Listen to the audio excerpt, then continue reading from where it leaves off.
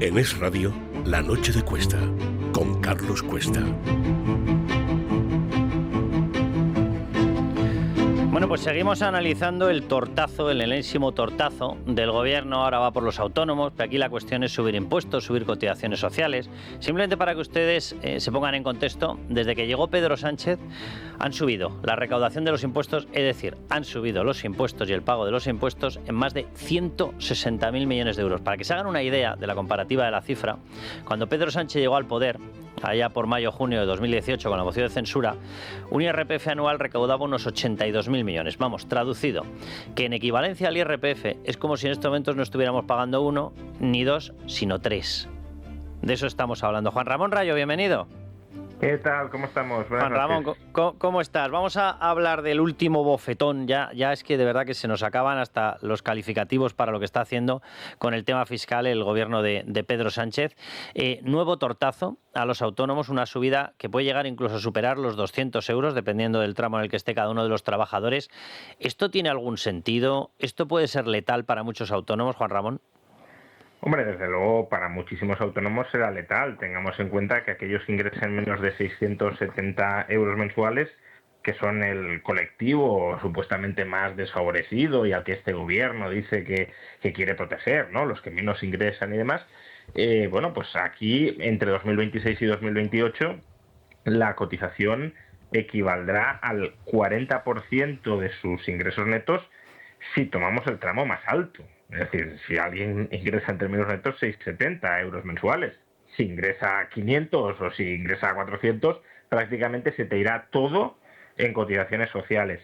Y el resto no es que estén en una situación mucho más favorable. Obviamente tienen más holgura económica porque no están ingresando tampoco y no se les come tanto porcentaje de sus ingresos en la cotización, pero los ingresos medianos y los ingresos altos están entregando en cuota de autónomos o estarán entregando en cuota de autónomos entre el 25 y hasta el 30% de sus ingresos netos, ¿no?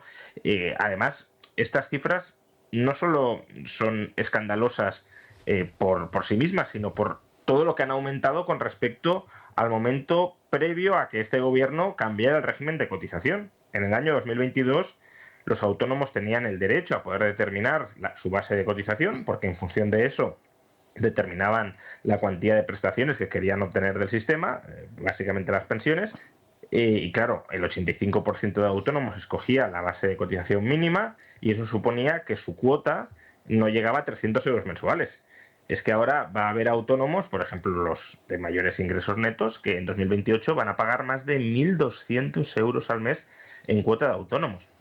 Bueno, es un auténtico atraco que tiene como objetivo pues incrementar los ingresos de la Seguridad Social, que nos dicen que no tiene problemas de sostenibilidad, que las pensiones están más que garantizadas. Claro, si nos hubiesen dicho que no tiene problemas de sostenibilidad porque nos van a masacrar a subidas tributarias, pues quizá entonces habríamos pensado que sí había problemas de sostenibilidad y que quizá había que tratar de remediarlos sin esa masacre tributaria que están perpetrando y que van a seguir perpetrando, porque ni siquiera es el final de la subida de cuotas de autónomos. En 2028 hay otra revisión que será al menos tan importante como la que pretenden aprobar ahora con respecto a las cuotas de este año. Claro, Juan Ramón, estabas dando el dato para un trabajador autónomo que no esté en el nivel más bajo. Oye, una persona que le ha ido bien, sin más, pero ni rico ni historias, evidentemente. Bueno, y si es rico será porque te lo has ganado. Y es que de verdad ya lo que está pasando en España. Y estabas hablando de un 30% destinado a cotizaciones. Pero claro, luego va y resulta que viene otro señor llamado IRPF. Si tienes un tipo medio del 30%, es que estamos en 60. Y luego tienes toda la tributación autonómica local y los impuestos indirectos, incluido el señor IVA, e incluidos los impuestos especiales. ¿Exactamente cuánto te queda después de esto? ¿Qué te queda? No sé, ¿el 20%, el 25% de lo que has trabajado? Sí, efectivamente, el sablazo o la confiscación tributaria es tan importante que es comprensible que muchos autónomos se replanteen pues si dedicarse a esa actividad o directamente marcharse del país, ¿no? Luego se quejan de los youtubers que se marchan de España cuando son ellos los que los echan con estas infernales condiciones Aparte, fiscales. Juan Ramón, con esto de lo de los youtubers, es que a mí me hace mucha gracia, porque encima estos señores que se llegan a pactar con todos los separatistas del planeta, les acusan de antipatriotas. Dice, oiga, perdone, vamos a ver, que yo ame o deje de amar a mi país será cosa mía. Usted, como persona que ha pactado con todos los partidos separatistas, me da que no está para evaluarlo. Pero que se esté tachando a esta gente además de antipatriota por defender su capacidad económica, pero si les está robando, ¿qué esperas? ¿Que se queden ahí? A ver, esta gente obviamente instrumentaliza el término patria para lo que le da la gana. Su misión fiscal absoluta, ¿no? Entonces, si tú no te pliegas a su saqueo fiscal y te escapas, básicamente, de sus garras y de su parasitismo, pues entonces eres antipatriota, ¿no? Soy antisaqueo y a que tú utilices el Estado para robarme, ¿no? Pero hay otra cuestión que creo que es interesante, porque hoy Voz Populi ha publicado un dato, y es que el porcentaje de autónomos sobre el conjunto de la población laboral española está en mínimos, y comprensiblemente está en mínimos, ¿no? Porque con esta sangría como para que no lo esté.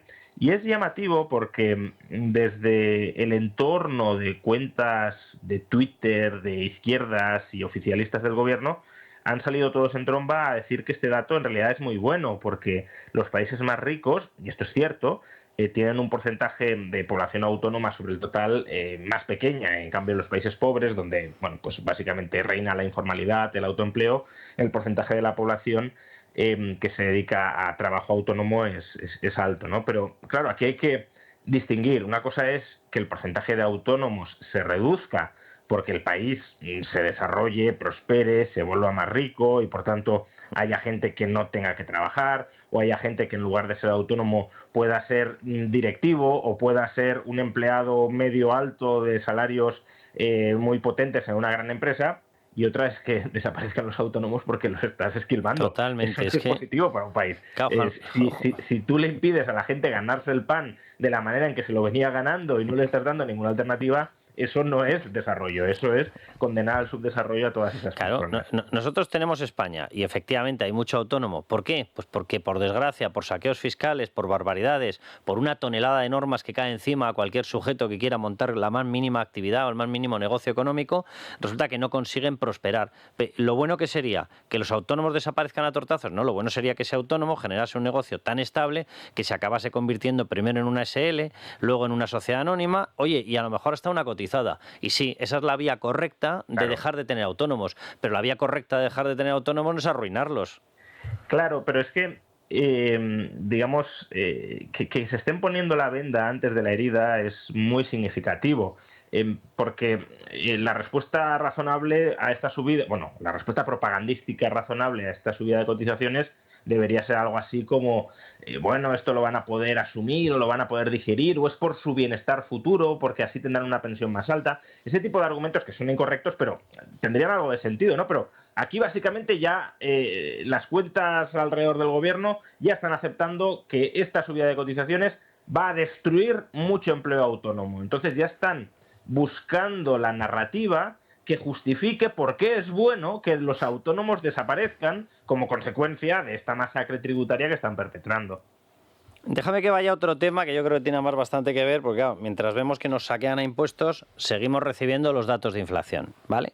Y los datos de inflación, si te vas a los productos más básicos de la cesta de la compra o la cesta de la compra más generalizada, sobre todo entre capas medias, medias bajas, resulta que lleva acumulada una subida desde que llegó Pedro Sánchez del 38%.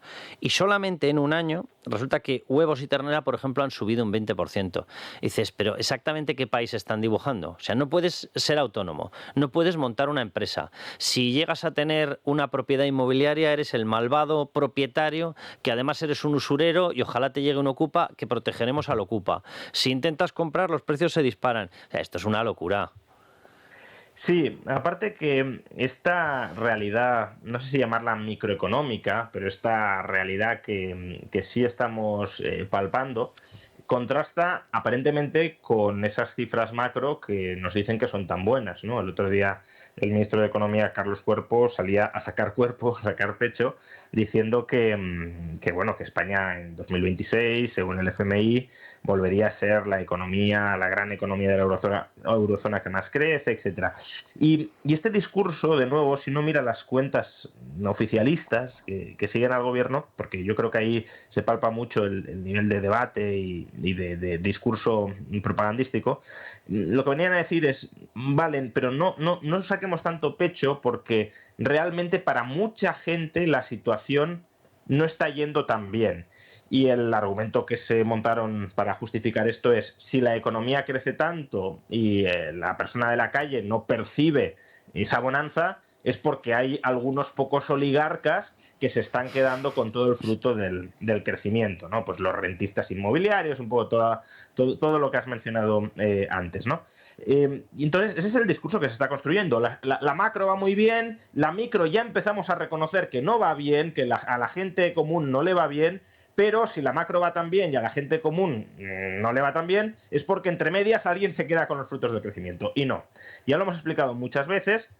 Una cosa es que crezca el PIB y otra que crezca el PIB per cápita y aún otra que crezca el PIB por trabajador, es decir, la productividad.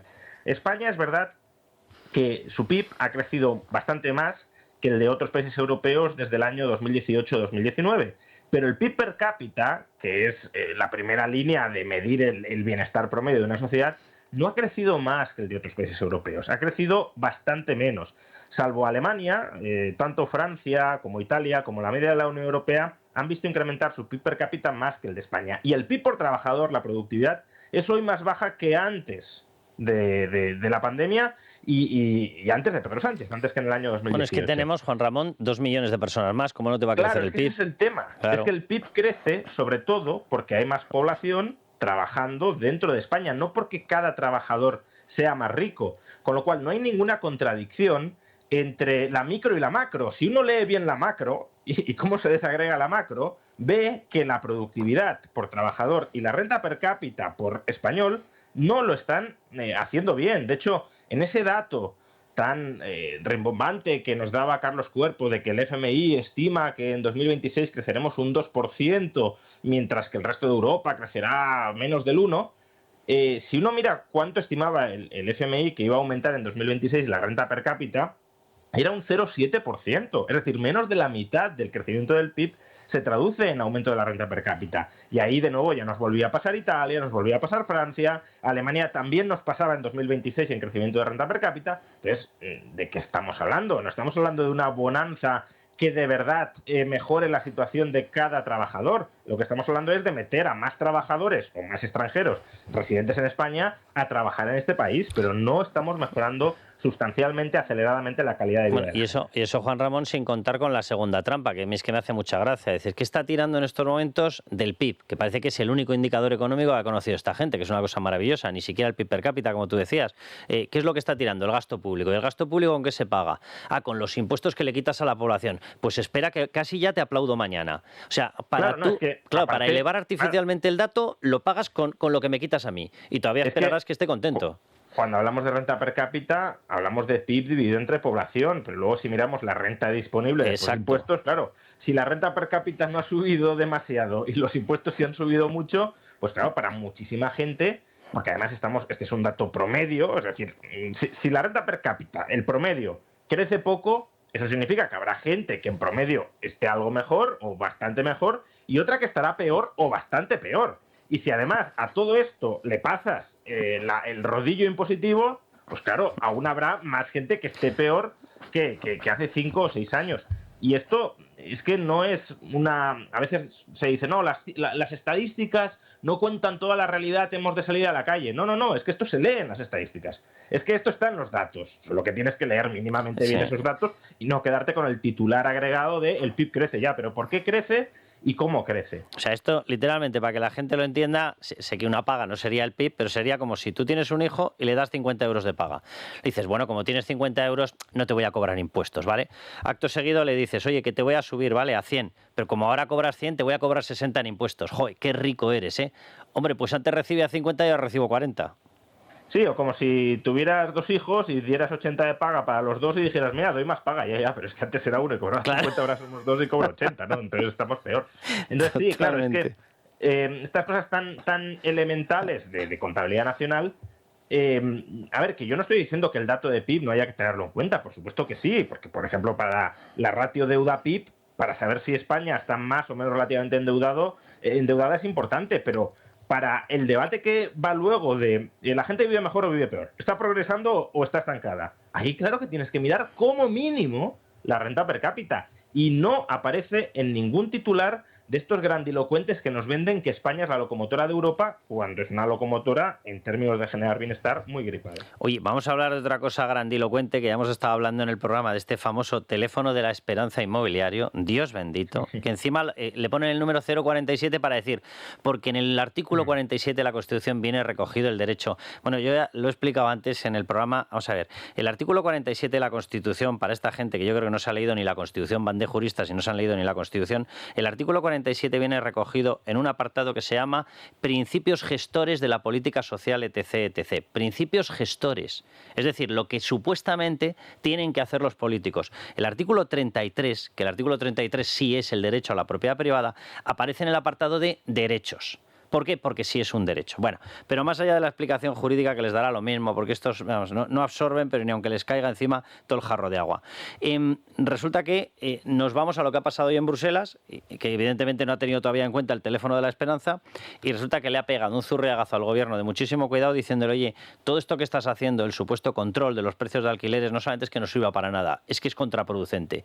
Y para colmo se lo ha explicado en base a un estudio del año 2014 firmado por un tal Carlos Cuerpo. Sí, a ver, es que al final es de sentido común. ¿Cuál es el problema de España?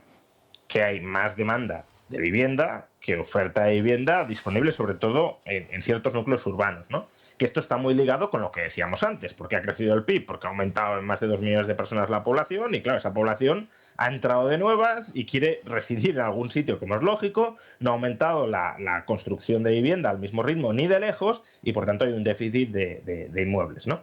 Entonces, hay un desequilibrio entre oferta y demanda. Y tú dices, oye, voy a establecer controles de precios, ¿no? Voy a impedir que los precios suban. Vale. ¿Cuál es el efecto de que los precios suban? De impedir, perdón, que los precios suban. Pues que eso es de cajón, de madera de pino, que impedir una subida de precios lo que te hace es reducir la oferta.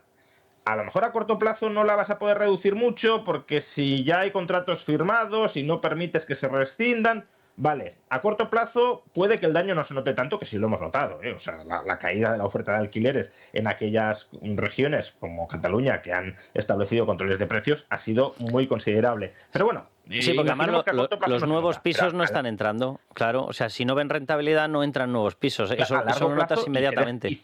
Y no se invierte en producir más vivienda, no se invierte en renovar las viviendas existentes. Entonces, claro, a medio y largo plazo, el stock de vivienda, en lugar de aumentar, se reduce y se deteriora aún más. Entonces, tienes un problema de oferta y tomas una medida que ya ni siquiera es transitoria. No es que digas, oye, mira, desde el Estado, desde el presupuesto, vamos a invertir varias decenas de miles de millones en construir vivienda pública, y hasta que eso se complete, como va a tardar años, mientras establecemos un control de precios durante 5 o 6 años, y al cabo de esos 5 o 6 años que estará completada la construcción de vivienda pública, lo levantamos y ahí ya tendrá vivienda todo el mundo. No, es que aquí no hay ninguna política de vivienda salvo el control de precios. Pues eso significa que el stock de vivienda va a ir cayendo, y si te falta vivienda y esto cae, pues el problema se agrava, no se soluciona. No, totalmente de acuerdo. Es que, o sea, la mentira es doble. O sea, por un lado están lanzando una receta que no va a funcionar. A mí esta historia me hace mucha gracia. Dice, no, todo el mundo con vivienda subvencionada. Si todo el mundo está con vivienda subvencionada, es decir, con vivienda pública, con parque público de vivienda, ¿quién la paga? Si todos recibimos subvención, ¿quién lo paga? O sea, que me encantaría que me dijeran exactamente en qué momento se han convencido de que el Día de los Reyes Magos es todos los días del año. O sea, ¿quién lo paga? Es una forma de secuestrar la propiedad privada de los ciudadanos. Totalmente. Porque, a ver, ahora mismo los españoles, durante muchos años y hasta recientemente, han sido propietarios de vivienda. Es decir, una parte de sus ingresos los han destinado a comprar vivienda, a capitalizarse inmobiliariamente.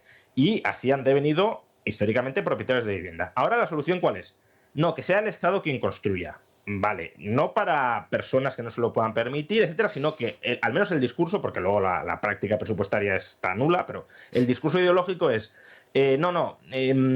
aquí es el Estado el que ha de construir un parque masivo de vivienda y que sea la vivienda esencialmente pública. Vale, claro, si eso fuera dinero caído del cielo, pues o que nos lo pagara Europa o Estados Unidos, pues bueno, dirías, vale. Pero no, es que claro, ¿eso quién lo va a pagar? Lo van a pagar los españoles. En lugar de que cada familia española, una parte de sus ingresos lo destine a comprarse su casa, va a destinar una parte de sus ingresos a comprarle una casa al Estado. Y luego el Estado te dirá, tú puedes vivir ahí, pero la casa es mía, no es tuya. Y además va a seguir siendo mía ya para siempre. Entonces, claro, estás vaciando de propiedad inmobiliaria progresivamente a los españoles, obligándoles a que en lugar de pagarse su casa, paguen coactivamente vía impuestos el parque de vivienda pública, que es del Estado, aun cuando supuestamente nos vaya a dejar vivir en él en las condiciones en las que el Estado marca. Es que Juan Ramón, es el modelo soviético. O sea, sí, claro, es el modelo soviético progresivamente implantado. Claro, sí, no de golpe, pero sí poquito a poco para que no se note mucho. Fíjate que el otro día una proposición no de ley que trasladó Sumar, que son los más enloquecidos de todos ellos, pero por lo menos lo lees y dices, espérate que por lo menos lo han dicho. O sea, por lo menos no están mintiendo tanto como el Partido Socialista. Y efectivamente en esa proposición no de ley decían abiertamente, no, lo que estás describiendo, que la fórmula es de cooperativa, que olvidaos de tener la vivienda en propiedad, que nosotros vamos a crear cooperativas y vosotros vais a pagar por la utilización, después de haber pagado en impuestos el equivalente a la vivienda. Y dices, pero perdona, o sea, esto es el timo, en vez del timo a la estampita, el timo del ladrillo. O sea, yo lo pago, pero no es mío. Y luego te tengo que pagar un alquiler que me dices, no, pero es un alquiler rebajado. ¿Cómo que rebajado si te lo he pagado en impuestos ya? Es un poco el modelo también del sistema público de pensiones. Quiero decir, el sistema público de pensiones es dinero que hemos cotizado, es decir, dinero que podríamos haber ahorrado y haberlo capitalizado en activos que fueran nuestros, y no, se los hemos dado al Estado y el Estado dice, no, yo a cambio de este dinero os prometo que os pagaré una pensión. Vale, pero de momento tú ya me has quitado el dinero, me has impedido que me capitalice y que forme un patrimonio, y luego en el futuro tú me darás la pensión que tú consideres que me tienes que dar o que me puedes dar. Con lo cual, claro, yo estoy totalmente a merced, estoy totalmente vendido a lo que la banda de gobernantes, de políticos que en ese momento estén en el poder, le interese hacer para conmigo o para con la gente de mi generación, si subirnos la pensión, si congelarla, si bajarla, pero yo no tengo nada.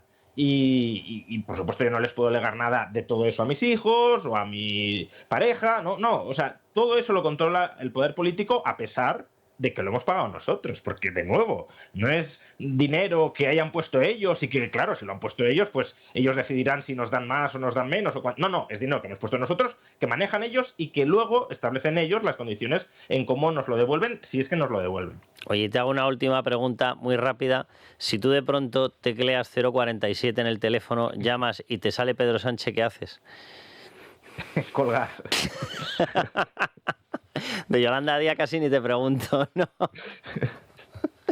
Dios bendito, yo ya, lo del teléfono de la Esperanza Inmobiliaria ya me parece de verdad, es reírse de la gente. Reírse de la gente. Reírse de la gente, o sea, iba a decir que se ríen de muchos temas, pero específicamente en el caso de la vivienda, que ya lo hemos dicho, es un auténtico drama social, se están riendo mucho, se están riendo demasiado, porque ya lo dijimos también con la iniciativa esta de la ayuda de hasta 30.000 euros para los que compraran una vivienda en alquiler con opción a compra, y dijimos que eso era solo para viviendas de protección oficial, que solo se han producido 30 durante los últimos 2 años. Y dices, vamos a ver, o sea, ¿cómo puedes vender esto como una gran solución cuando no es la nada?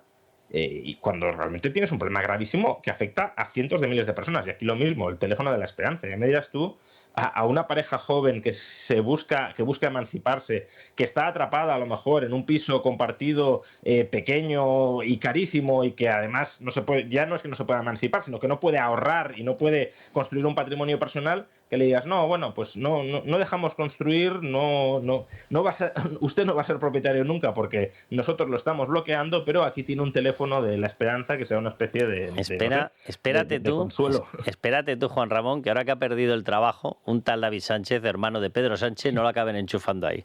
Verás tú. Bueno. Juan Ramón, que un placer. Un placer, hasta otra. Un abrazo muy fuerte. Bueno, pues nada, nosotros nos marchamos. Llamen si quieren al 047. Si les escucha David Sánchez y les dice, no sé dónde está mi sitio de trabajo, no sé quién trabajaba conmigo, no sé a qué hora tenía que ir a trabajar, le ponen la danza a las chirimoyas, que era lo suyo. Bueno, que ya saben que mañana viernes aquí estaremos, les esperamos a todos. ¡Viva España y viva la libertad!